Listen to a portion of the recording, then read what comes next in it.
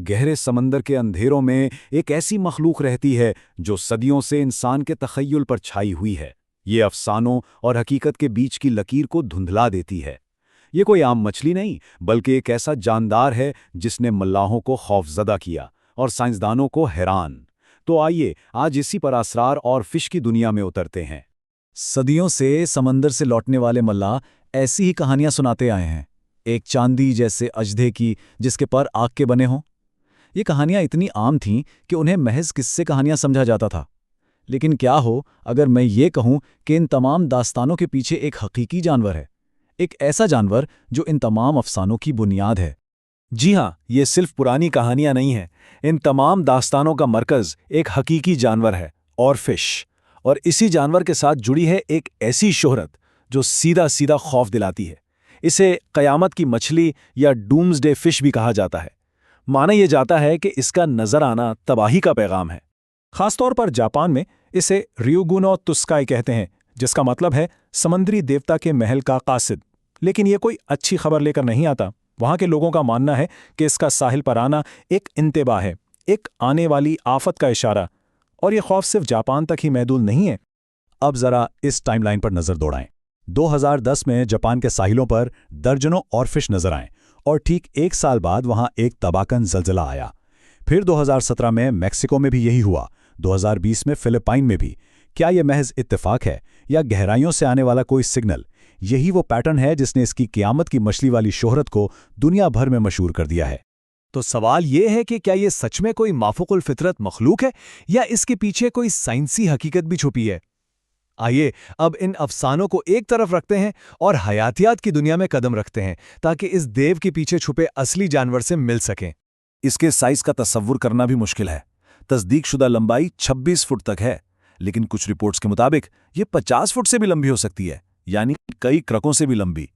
ये हड्डियों वाली मछलियों की दुनिया की बेताज बादशाह है।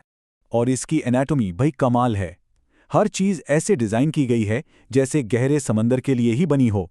इसका रिबन जैसा लंबा जिस्म, सर से दुम तक फैला हुआ सुर्ख ताज वाला पंख, और यहाँ तक कि इसका जेली जैसा गोश्त, सब कुछ गहरे, तारीक और शिद्दत दबाव वाले माहौल में जिंदा रहने की एक शानदार मिसाल है। लेकिन इसकी अनोखी बातें सिर्फ उसकी शक्ल तक महदूद नहीं है। इसके रहने और हरकत करने का तरीका भी आम मछलियों से इतना मुख्तलिफ है कि ये इसे और भी पुरअसरार बना देता है। ये मछली आम मछलियों की तरह तैरती ही नहीं है।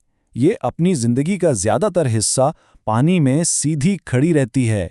जी हाँ, अमूदी पोजीशन में। इसका सर सतह की तरफ होता है और इसकी लंबी दुम गहराइयों की तरफ, जैसे समंदर में कोई तैरता हुआ सुतून हो। ये अजीब पोजीशन दरअसल शिकार करने का एक बहुत ज़हीन तरीका है।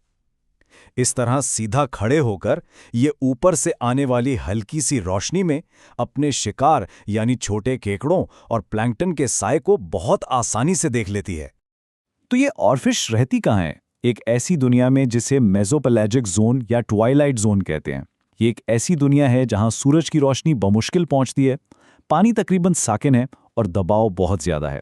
यहाँ इसे किसी शिकारी का डर नहीं और इसी वजह से इसे मजबूत पट्टों की जरूरत भी नहीं पड़ती।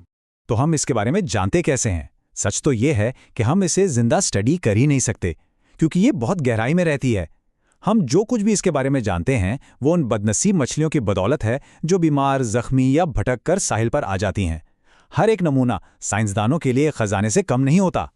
अभी हाल ही में अगस्त 2023 में कैलिफोर्निया के साहिल पर एक 12 फुट लंबी ऑरफिश बहकर आ गई। ये इस मछली के लिए तो एक अफसोसनाक अंजाम था, लेकिन साइंसदानों के लिए ये एक नायाब मौका था कि वो इस सवाल का जवाब तलाश कर सकें। आखिर एक मुर्दा मछली हमें गहरे समंदर के बारे में क्या बता सकती है? इस एक मछली का पोस्टमार्टम, जिसे नेक्रोप्सी कहते हैं, साइंसदानों के लिए समझें एक खजाने की चाबी थी। इसके जीन से ये पता चलता है कि वो गहरे समंदर में कैसे जिंदा रहती है। इसके पेट से उसकी खुराक का पता चलता है, और यहाँ तक कि इसके टिश्यूज से ये भी मालूम होता है कि हमारे समंदरों में प्लास्टिक और दूसरी आलूदगी कितनी ज्यादा है। ये नायाब वाक़यात सिर्फ एक मछली के बारे में नहीं होते हैं, ये हमारे पूरे सैयारे की सेहत को समझने के लिए बहुत अहम है।